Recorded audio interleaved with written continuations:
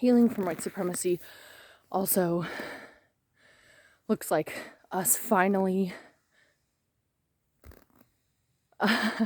neighbors, looks like us finally understanding that when we brag about having like people on both sides of the aisle in our life, or like the person that is fairly conservative and a Trump supporter in our life, and when we understand that having friends that are classist, heterosexist, homophobic, racist, transphobic, like we understand that those things, and even if you think they're not, but if they're like a Trump supporter or conservative, or like the one guy who always votes Republican in my life, right? Like healing from white supremacy looks like that not being acceptable in our lives, because that isn't a place of neutrality. We know what, everyone knows what the sides are. Everyone knows what the opinions are, right? The whole thing is that if you are someone who can see both sides of the argument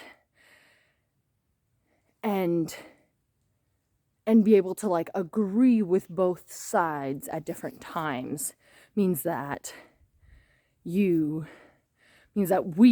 have internalized white supremacy, and this is how it's acting out.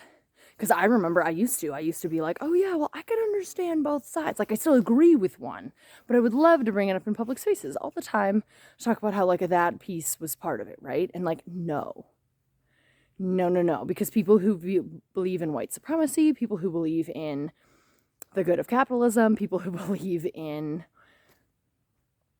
thinking people are worthless because they make less, right? Those are harmful viewpoints that are killing people.